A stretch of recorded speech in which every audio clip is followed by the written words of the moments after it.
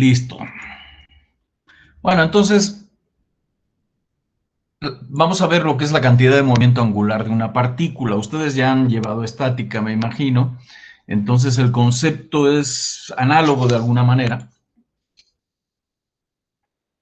Entonces vamos a considerar una partícula P que tiene masa m y se mueve con respecto a un sistema de referencia cuyo centro es O y los ejes son X, Y y Z.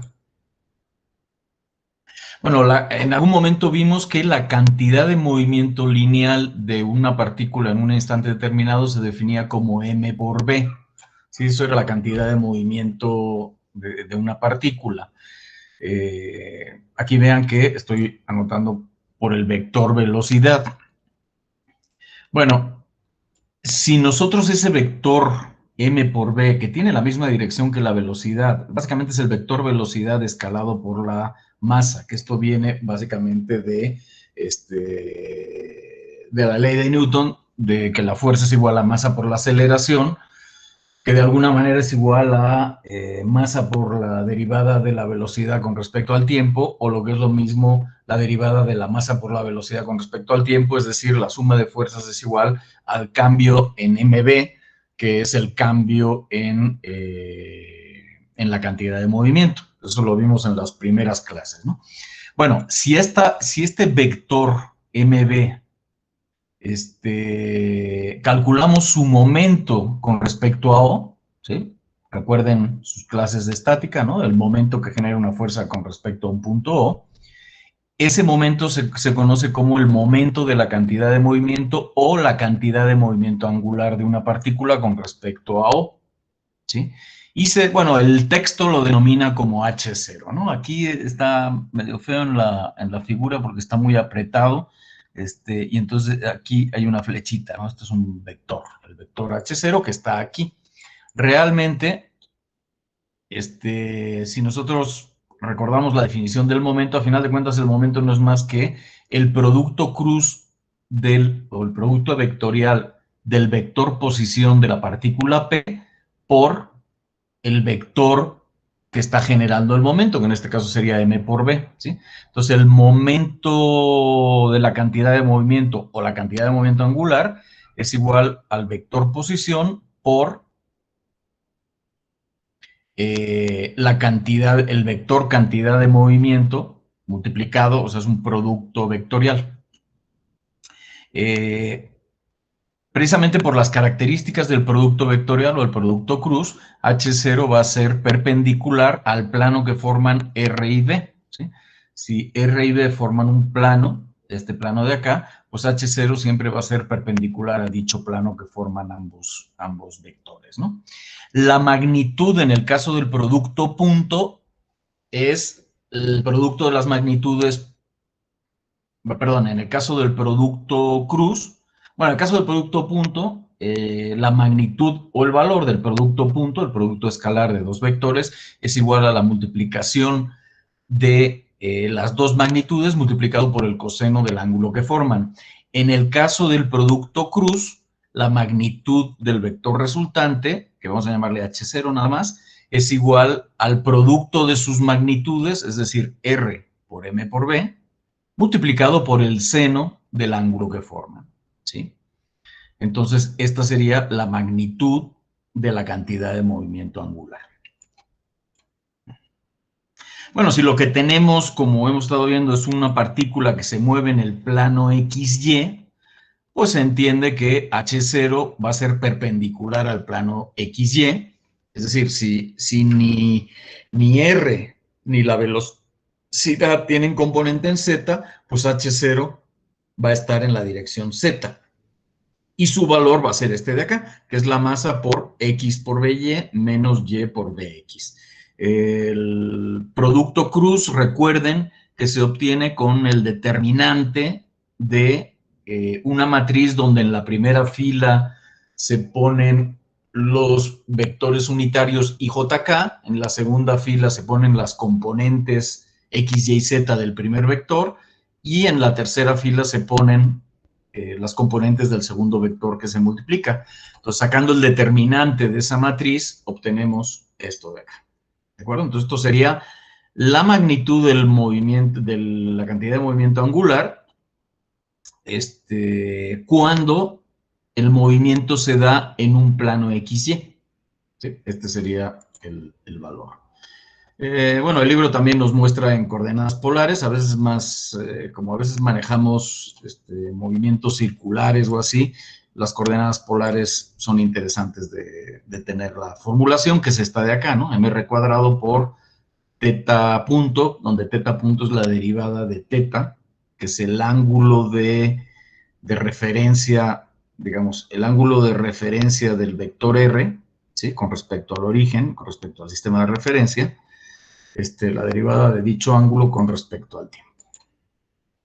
Vale, ahora eso que sacamos, la cantidad de movimiento, el vector cantidad de movimiento, vamos a derivarlo con respecto a t. Aquí en la diapositiva faltó ponerle el vectorcito aquí arriba. Bueno, entonces derivamos el vector cantidad de movimiento con respecto a t, y lo que tenemos que es la derivada del producto cruz de r por m por b con respecto a t.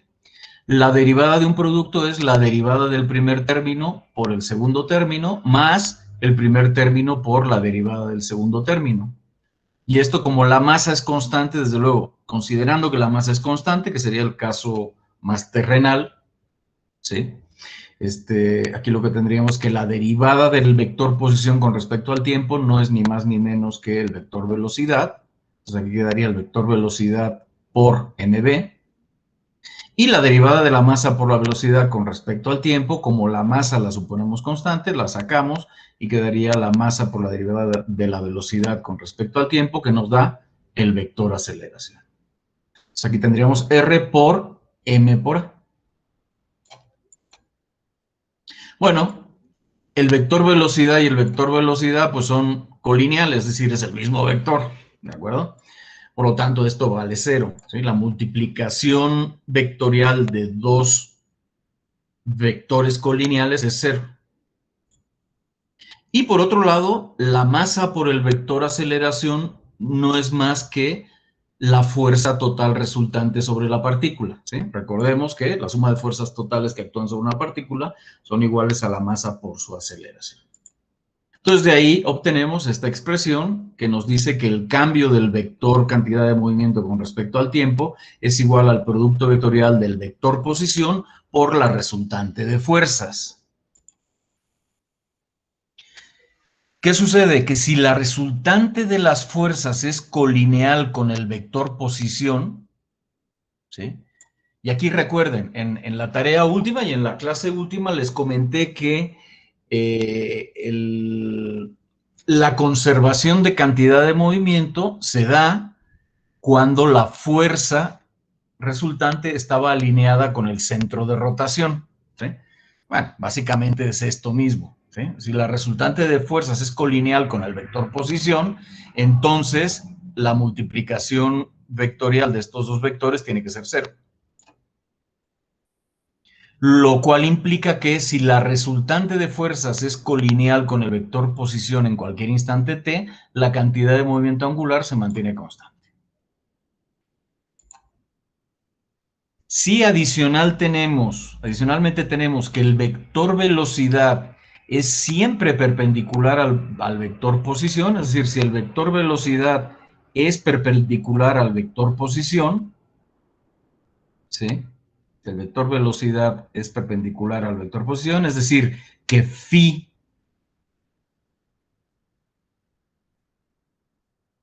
es 90 grados. Aquí hay un errorcito que déjenme cambiarlo de una vez porque si es un error significativo. Esto sería 90 grados. Esto sería 90 grados.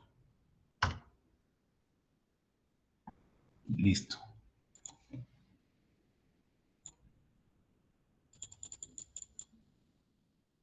Ahí está. Si el vector velocidad es perpendicular al vector posición, es decir, que phi vale 90 grados, entonces h0 por r por f, digamos, la magnitud de h0, que recordemos que era r por m por b por el seno de phi, eso estaba en la diapositiva anterior, va a ser igual a r por m por b por el seno de 90, el seno de 90 es 1, por lo tanto esto nos da rmb.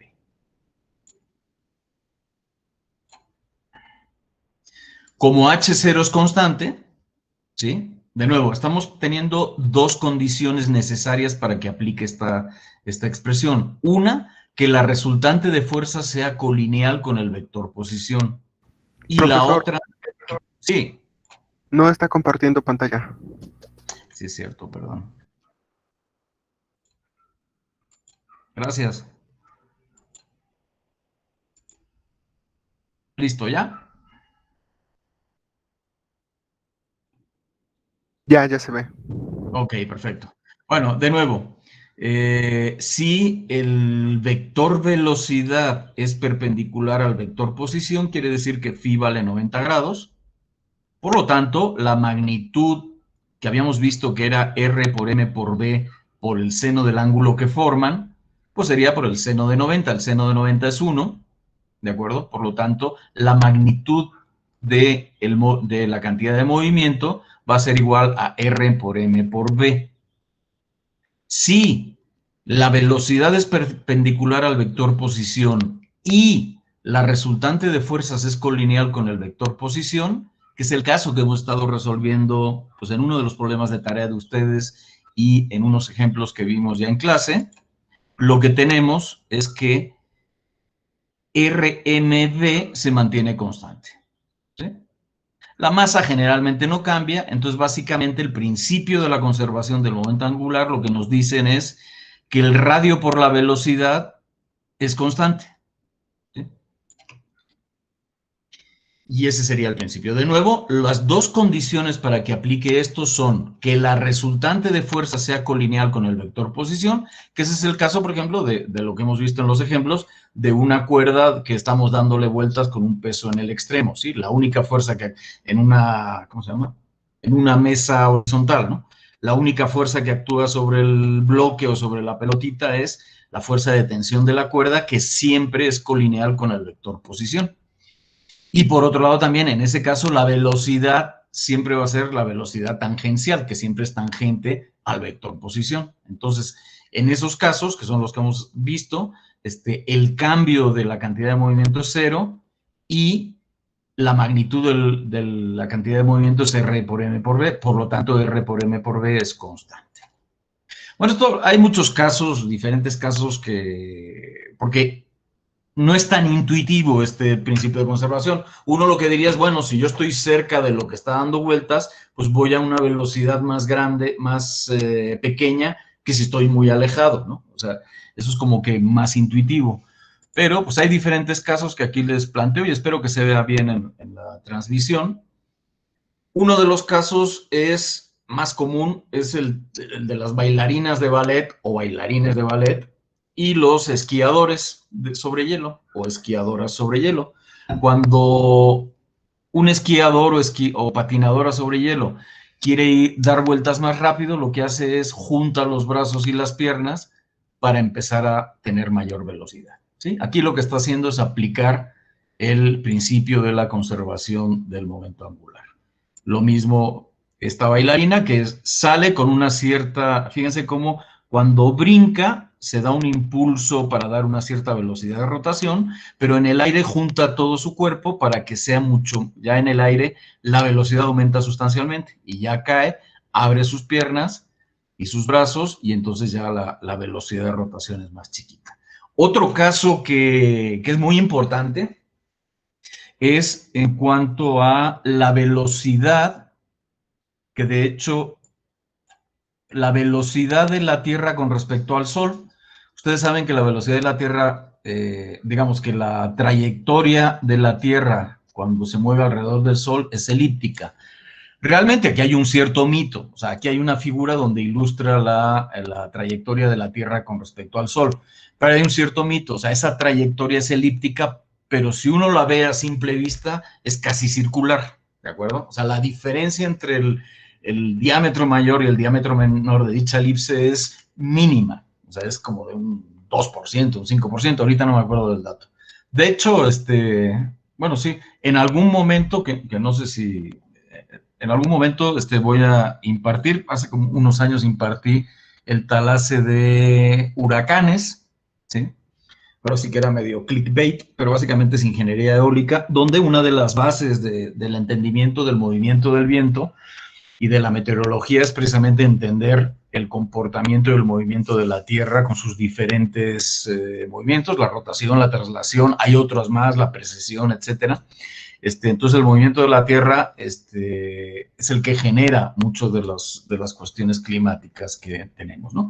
Entonces, como se ve en la figura, la Tierra cuando está más lejos da vueltas más lento y cuando se acerca da vueltas más rápido. Fíjense cómo la Tierra va despacito, despacito por acá y cuando llega al punto más cercano al Sol va con más rapidez.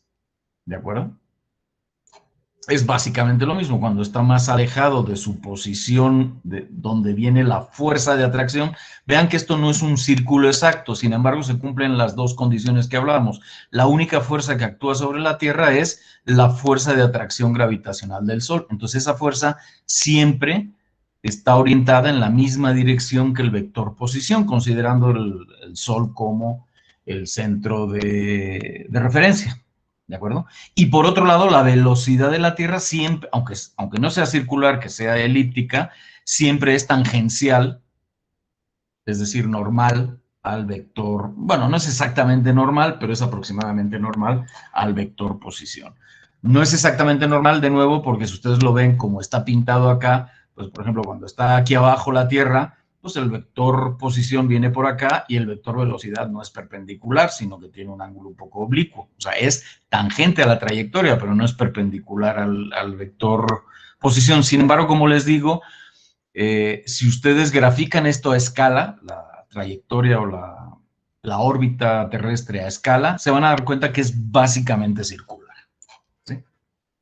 Es simplemente, o sea, no es circular por una cuestión más académica que real, ¿no? Lo que pasa es que siempre se exagera la elipse de la trayectoria para ilustrar. O sea, imagínense, si esto fuera a escala, pues cuando estuviéramos aquí nos estaríamos achicharrando todos, ¿no? Y cuando estuviéramos por acá nos estaríamos congelando todo el planeta. Entonces, o sea, esto es una exageración, por supuesto, para ilustrar el movimiento de la Tierra. Y aquí hay otro, bueno, yo creo que ustedes muchos se han subido a este juego que la verdad es que no sé cómo se llama, pero es el típico juego de los parques infantiles, donde ustedes habrán visto, si se han subido, que cuando se suben y empieza a dar vueltas y empiezan a acercarse al centro del aparatito empieza a dar vueltas tremendamente. ¿Sí? Empieza a incrementarse la velocidad. Cuando ustedes se salen más hacia afuera, disminuye la velocidad. Entonces, si ustedes ven en algún parque que tengan por ahí, estos son de los aparatos que cada vez menos hay en parques porque sí conllevan un riesgo para los niños, ¿no? Desde luego, si los niños no miden o no tienen claro este tema de que cuando uno se acerca al pivote la velocidad aumenta, sí pueden tener accidentes feos, ¿no? Entonces, por eso este es un aparato que estaba, o sea, que era muy común antes, cuando éramos más chiquitos todos, sobre todo yo, pero que ahora se ve poco, pero si lo ven un día, pues súbanse y véanlo, si no está muy deteriorado el aparato, se ponen a dar vueltas, se suben dando vueltas a eso y empiezan a acercarse al pivote central y verán cómo la velocidad aumenta sustancialmente. Bueno, y ejemplos como esos hay muchos, ¿no? Que se refleja lo que es la conservación de la cantidad de movimiento, que lo que nos dice es que la velocidad por el radio es constante. O de otra manera, que la velocidad es inversamente proporcional al radio. No sé si hay alguna pregunta.